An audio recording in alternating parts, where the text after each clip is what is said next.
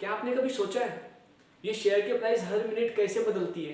कौन है जो शेयर के दाम इतने जल्दी चेंज करता है? जैसे मैंने आपको लास्ट वीडियो में बताया था, आईपीओ, इनिशियल पब्लिक ऑफर, जहां पर कंपनी की कई इंफॉर्मेशन दी होती है, उसी के साथ उस शेयर के दाम भी दिए होते हैं, पर ये प्राइस एग्जैक्टली डिसाइड कौन करता है? आज हम इस वीडियो में ये सब कुछ जानने वाले हैं। नमस्कार दोस्तों, मैं वैभव समृद्ध, और तैयार हो जाइए कुछ नया जानने के लिए। जैसे मैंने कहा था, आईपीओ में प्राइस प्रमोटर डिसाइड करते हैं, क्योंकि उस टाइम कंपनी के सारे शेयर्स प्रमोटर के पास होते हैं, तो वो शेयर प्रमोटर की प्रॉपर्टी हो गई। वो अपने प्रॉपर्टी को जिस दाम पर चाहे उस दाम पर वो पब्लिक को ऑफर कर सकता है। आप कोई अपनी प्रॉपर्टी बेचने जाओगे तो आप भी यही चाहोगे कि उसकी वैल्यू ज़्यादा से ज़्यादा आपको मिले। उसी तरह प्रमोटर के भी दिमाग में यही होता है कि वो अपने शेयर्स ज़्यादा से ज़्यादा दाम पे बेचें, क्योंकि जब वो अपने शेयर्स बेच देते हैं उसके बाद उनकी कंपनी में हिस्सेदारी भी कम हो जाती है, तो उस कंपनी से जो प्रॉफिट आता है उस प्रॉफिट को भी उन्हें शेयर होल्डर के साथ डिस्ट्रीब्यूट करना होता है, मतलब उन्हें प्रॉफिट शेयर होल्डर के साथ बांटना होता है। इसलिए मैं तो यही कहूँगा कि प्राइमरी मार्केट में अगर शेयर ना ही खरीदो तो अच्छा है, क्योंकि वहाँ पर सिर्फ सेलर मीन्स प्रमोटर ही प्राइस डिसाइड करते हैं। और अगर सेकेंडरी मार्केट की बात करें तो वहाँ पर सेलर और बायर दोनों मिलकर प्राइस डिसाइड करते हैं। सजेशन दूंगा कि आईपीओ अवॉइड करना ही चाहिए, स्पेशली जो प्राइवेट आईपीओ होते हैं ना, उन्हें तो अवॉइड करना ही चाहिए। अब बात करते हैं ज़्यादा इंटरेस्टिंग पार्ट की। ये हर कंपनी में जो प्राइस ऊपर नीचे होती है, जो उतार चढ़ाव होता है, ये किस वजह से होता है? तो चलिए जानते हैं। दुनिया में लगभग सभी चीज़ों की वैल्यू डिमांड एंड सप्लाई पे चलती है। जैसे मैंने आपको बताया था, शेयर मार्केट एक बाजार है। बाजार में जब किसी चीज़ की डिमांड बढ़ती है तो उसकी प्राइस भी बढ़ जाती है। उसी तरह शेयर मार्केट में होता है। आपको तो पता है शेयर मार्केट में सिर्फ दो ही बाजार है, एक BSc and NSC, Bombay stock exchange, national stock exchange. यहाँ पर भी डिमांड एंड सप्लाई को देखकर उस कंपनी की प्राइस बढ़ती है या फिर कम होती है। शेयर मार्केट में डिमांड बढ़ेगी या कम होगी, ये डिपेंड करता है न्यूज़ पर या फिर बड़े इकोनॉमिक्स के ओपिनियन पर। यहाँ तक कि इंडिया के पॉलिटिक्स में क्या हो रहा है, फॉरेन के पॉलिटिक्स में क्या हो रहा है, and so on. In short अगर बताऊँ तो एवरी शॉर्ट न्यूज़ और every news is indirectly connected to share market.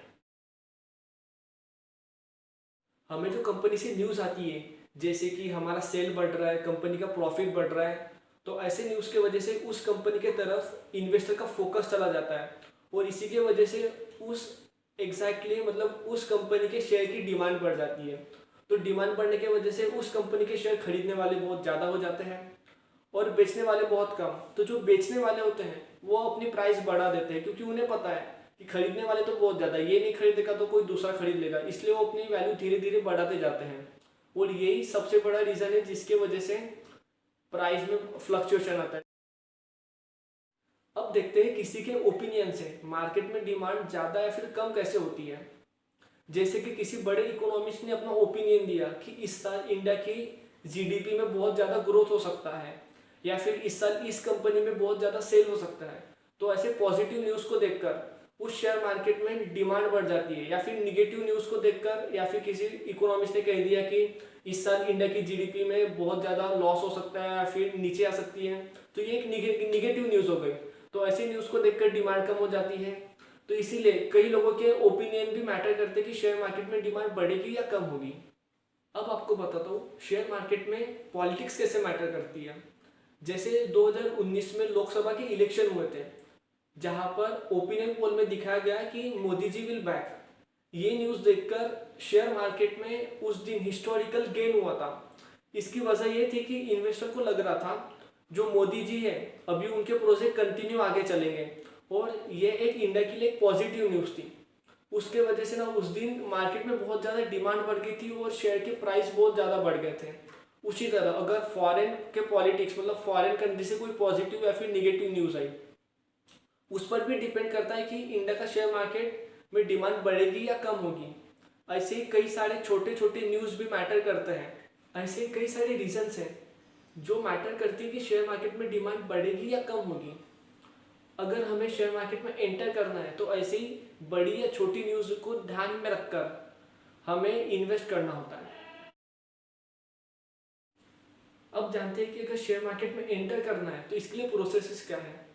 अगर हमें शेयर मार्केट में एंटर करना है तो उसके लिए 2 अकाउंट ओपन करने पड़ते हैं, एक डीमैट अकाउंट और एक ट्रेडिंग अकाउंट। ये अकाउंट तुम लोग किसी भी ब्रोकर के थ्रू कर सकते हो। इंडिया में जैसे कई सारे ब्रोकर्स हैं जो बहुत फेमस है, उनके अगर मैं नाम कहूँ तो एंजल ब्रोकिंग है, शेर खान है, जीरोदा है, अपस्टॉक है, और ऐसे कई सारे ब्रोकर्स हैं। जो भी आपको अच्छे लगे उसके थ्रू आप लोग मतलब ये अकाउंट ओपन कर सकते हैं। हर ब्रोकर के अलग अलग ऐप होते हैं, उसे कैसे इस्तेमाल करना, उनके ऐप के थ्रू कैसे बाय और सेल करना, इसकी इन्फॉर्मेशन ब्रोकर खुद बता देता है। आई होप कि आपको ये वीडियो पसंद आई हो। Thank you.